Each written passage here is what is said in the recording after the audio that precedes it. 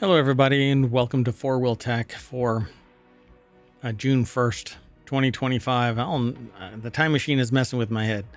It's Season 2, Episode 22 of FourWheelTech. I am Mayor Watt. I run ohmTown.com. The sentient AI is not available today, but I'm going to talk about HUDs are bad, okay?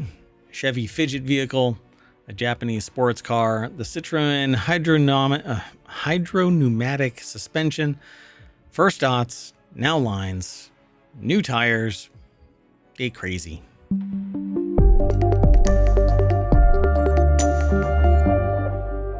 Hello again, everybody. Again, I am Merwat. Hope you enjoy the show. Don't forget to like and subscribe, leave a comment, tell a friend, download the podcast, watch all, I don't know how many, we're like 3,000 episodes. I don't know how many, we're losing track. We also stream every day at 7 p.m. Eastern on Twitch and YouTube, unless my mayoral duties keep me from doing the stream. And that's what happened on Saturday and Sunday, the 31st of last month and the 6th of this month. And so I'm playing catch up. I'm in the time machine. I'll catch up. You'll be able to download the podcasts probably tomorrow if you want them. There will be 6 individual shows for the individual, 6 individual episodes for the shows, and then 2 composite shows for Non Sequitur News, which is our premiere show that runs every day. All right. Well, anyway, that's the front page right there. And this is the FourWheelTech page. So every show has its own page, but that's not where all of the news necessarily comes from. We're going to be given a whole new logo for FourWheelTech as well. Let's get into it. The first article is over in RealityHacker. Car HUDs, heads-up devices or displays, are bad.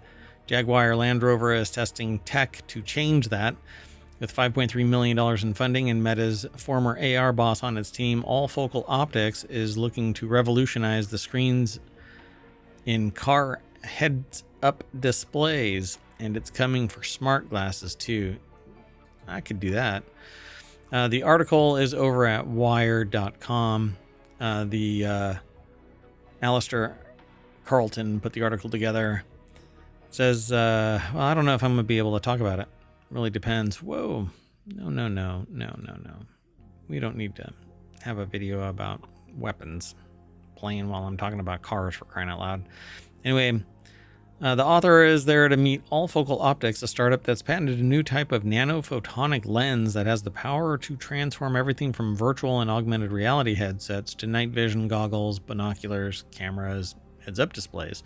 It's that latter that piqued the interest of the author after hearing Jaguar Land Rover had embarked on a research project to discover whether the lens can improve car HUDs and with it, road safety. The problem with anything is looking away.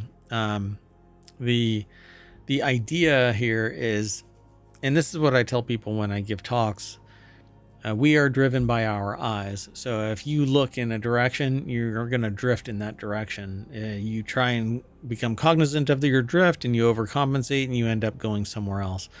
So you basically have to pay attention. We can't multitask. We are unitaskers. We go in one direction. Wherever our eyes are pointing, that's where we go. Again, you can become cognizant of it, but you overcompensate, and it takes some pretty significant skill to keep you in line. So even if you require a significant prescription or suffer from astigmatism, it's makers of this new lens say that the lens beams a clear picture directly to your retina, bypassing the need for glasses entirely. In theory, 2 people could share the same AR or VR headset, even if one has 20/20 and the other one needs a very strong corrective lens. They tried several prototypes of the lens, and yes, it works. They don't wear glasses, so the first demonstration, viewing digital text beamed from a laptop to an augmented reality headset, didn't seem overly impressive, but then they repeated the test while wearing glasses so strong that they couldn't see their own hands in front of their face, and yet the digital text was still pin sharp. This is the sort of tech demo that takes a moment to truly appreciate it. So, the text remains sharp regardless of what your eyes are actually focused on. They experimented with focusing first on their hand just a few inches away from their face, then on the other side of the room, yet the augmented text stayed in focus. Interestingly, its size adjusts depending on where you're looking. They can make it appear as a tiny font in front of their finger as a poster-sized writing on the opposite wall. It's also possible to look through it, focusing on the middle distance as you might while you're driving or something like that. So I really want to see this thing. I want to see how this works. It says it would be easy for anyone who has experienced nausea in virtual reality or VR sickness to imagine how the technology would help improve VR and AR headsets. VR, no, not so much, but AR, yeah.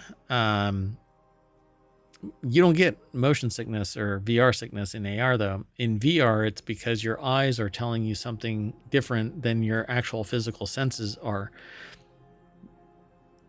That is the disconnect, not whatever might be beamed into your eyes, but the simple fact that when you are walking downstairs in VR, you're not actually walking downstairs in VR. So your semicircular canals and gravity itself and your legs and your arms and your movements are not in line with the virtual reality, and that's what makes you sick. It's the same thing that happens on a boat. You can try to focus on the horizon, but you may or may not recover from it. You get seasick. VR sickness is identical to that, and you take the same thing for it. You can take medication to help you with motion sickness, or VR sickness or seasickness or whatever you want to call it. So with a slightly customized design, the technology will work for car HUDs too. Instead of just refocusing between the projected interface and the road, all you need to do is switch your attention, and that takes almost zero reaction time. Saratha says that they're the engineer. You can just switch between contexts without having to mechanically shift the ocular lens. That's a huge value add. Yeah, at some point we're not going to need it. It'll just be on our glasses or in our field of view, and nothing will change. It'll just get smaller and integrated into the tech, and that's really all that matters. With the new lens, the information projected from a heads-up display, things like speed, direction, and more importantly, a potential collision warning would always be in focus, so they could be read, processed, and acted.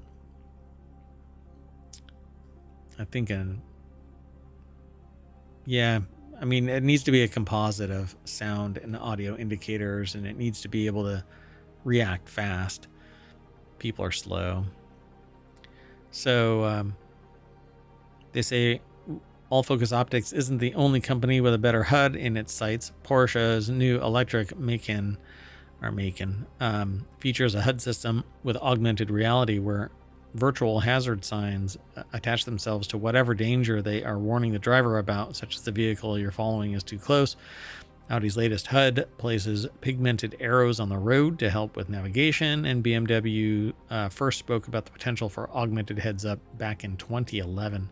There is a lot more in this article over at Wired, so go and check it out. I'm going to go on to the next article. And speaking of which, this next article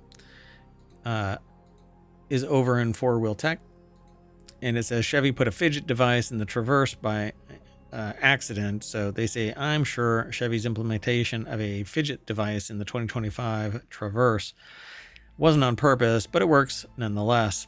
The article is by Andy Kolmowitz over at jalopnik.com, and pretty much the whole show kind of features Jalopnik news right now.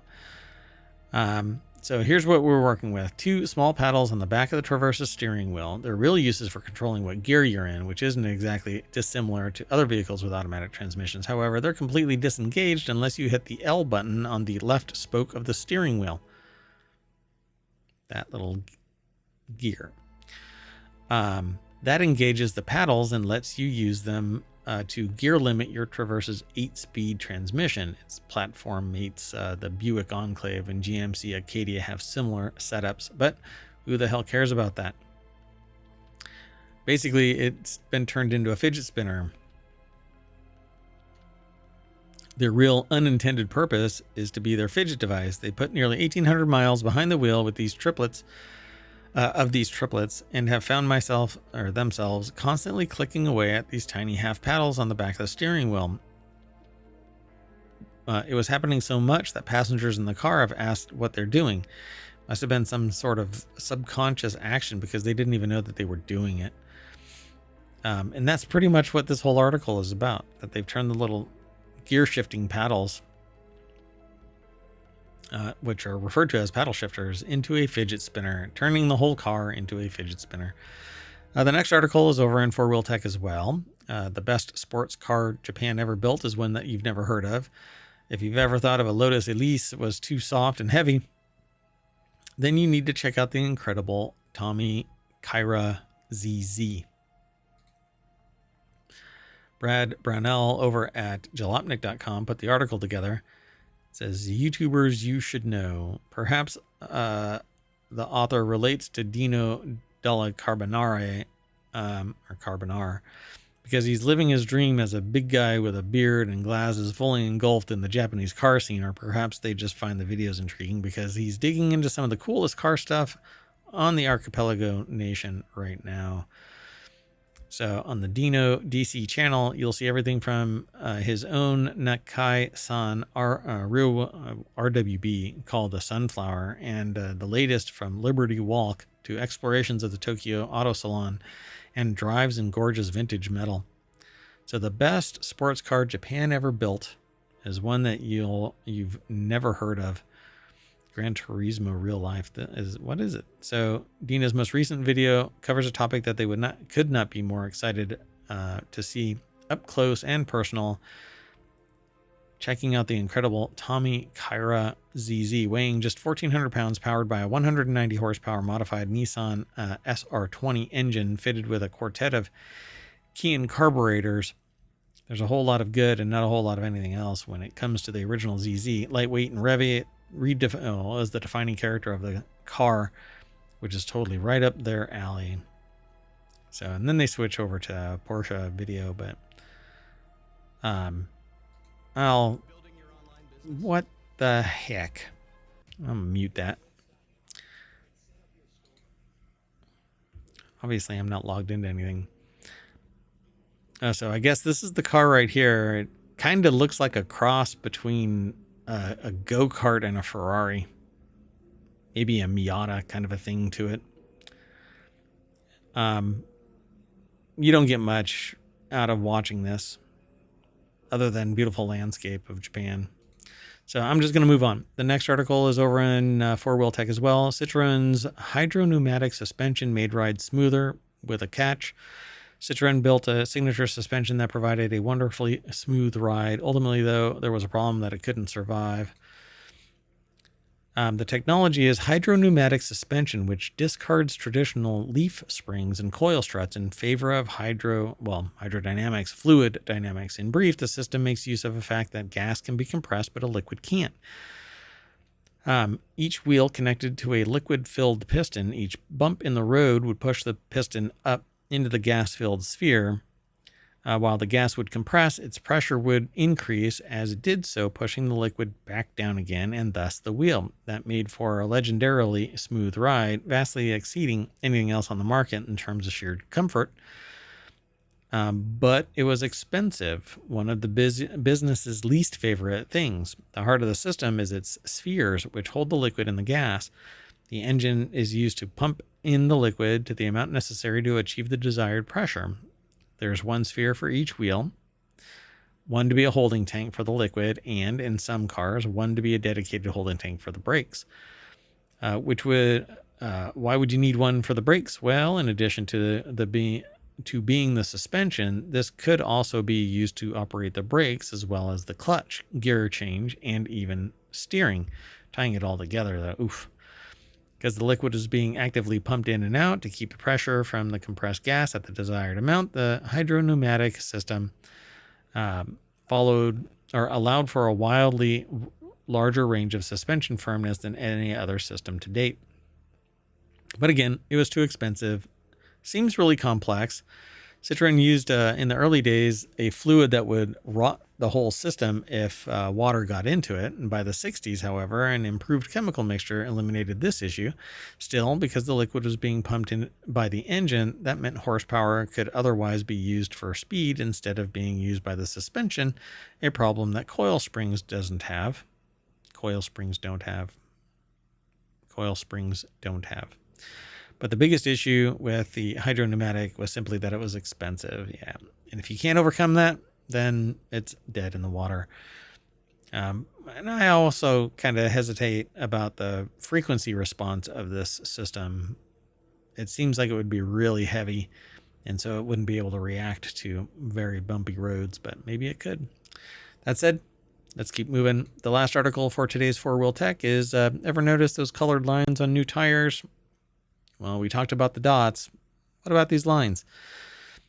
Jordan A. Rodriguez over at jalopnik.com put the article together. You may not have noticed the colored lines on new tires because they rub off after a few days or even miles of driving. Tire manufacturers print these stripes on tires, but they aren't meant to disappear, or they're meant to disappear quickly.